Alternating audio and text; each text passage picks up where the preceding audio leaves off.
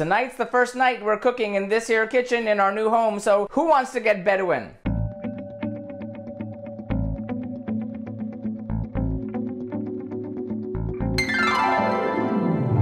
And welcome back to Cliffieland. This is week in country number 110 on our second attempt of cooking the food of every single country in the world. And tonight we're up to the nation of Mauritania. Mauritania, located in northwestern Africa, is a rather large country, partially in the Sahara Desert, and its food really varies from where you are. In the north, it's very much like that of the rest of North Africa, and in the south and western portions, it's a lot more like Western Africa. Since we can't really cover all of that, and we have things that are from neighboring nations, we're going to do something that really reflects more of the North African tradition here. It's actually the same pair of dishes that we did last time around, so let's take a look and see how things went when we tried things then.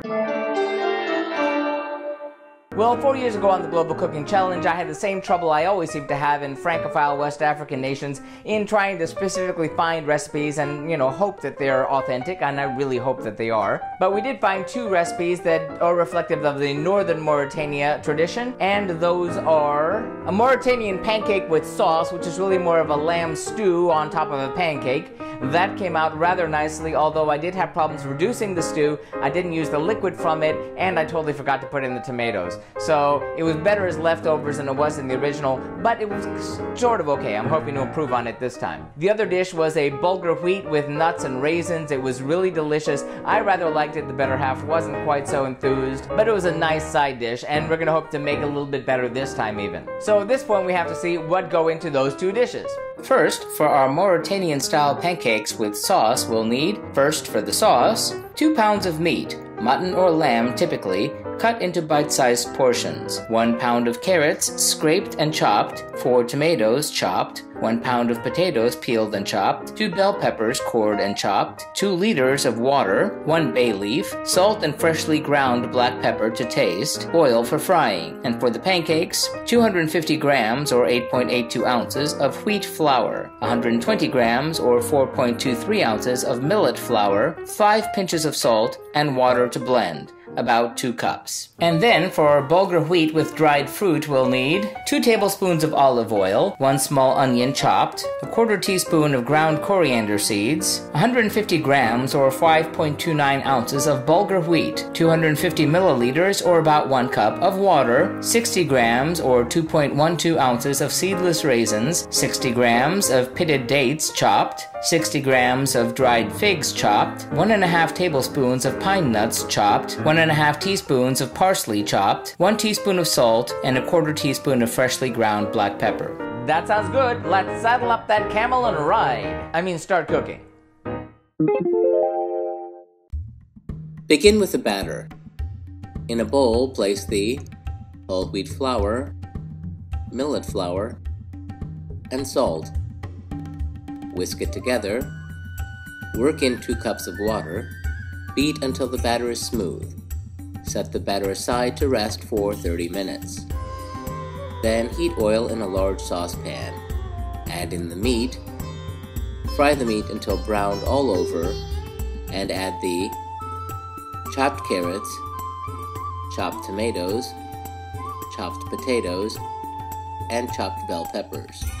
Pour over the 2 liters of water, add in the bay leaf, bring the pot to a boil, reduce it to simmer, cover and cook for 60 minutes. While it cooks, taste, season with salt and pepper, and adjust as needed. Heat a shallow pan, a crepe pan is best. When hot, rub with an oiled piece of parchment paper. Add a ladleful of batter and spread to form a smooth pancake. Fry until browned on the base, then carefully flip over to fry the other side. Set aside to keep warm as you cook the remaining batter. Heat the olive oil in a pan, add the onion, and fry until tender, about 4 minutes. Add the coriander, and fry for 1 minute more. Then stir in the Bulgur wheat, and cook for 2 minutes. Then stir in the water, and bring to a boil. Reduce to a simmer, cover the pan, and cook for about 12 minutes, or until the water has been absorbed and the Bulgur wheat is tender. Uncover and stir in the raisins, dates, dried figs, pine nuts, parsley, salt, and pepper. Stir well to combine. Keep warm until ready to serve. Serve the bulgur wheat in a bowl, family style, or in individual bowls. Serve the pancakes on a platter or on individual plates. Ladle servings of the stew on top. Wipe plates and serve hot.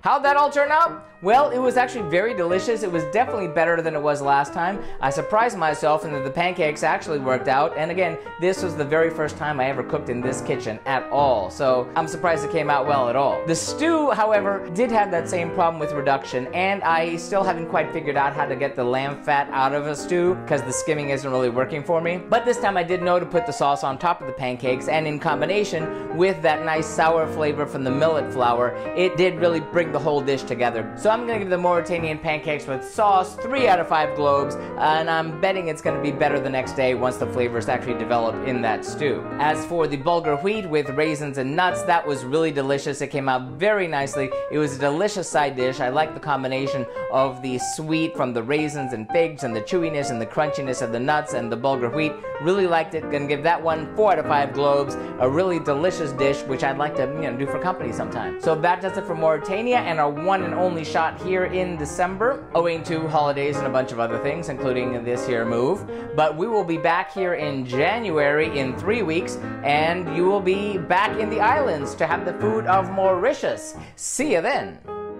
And as always, if you'd like to see our streams live when they happen every Tuesday night, be sure to follow us on Periscope or Facebook Live. Like and subscribe to be advised when these videos are posted every week. Remember, links to the original recipes are always found in the About section. And if you have any thoughtful feelings or helpful comments about the food that we're cooking, sound off in the comments. Till next time, thanks for watching and happy eating!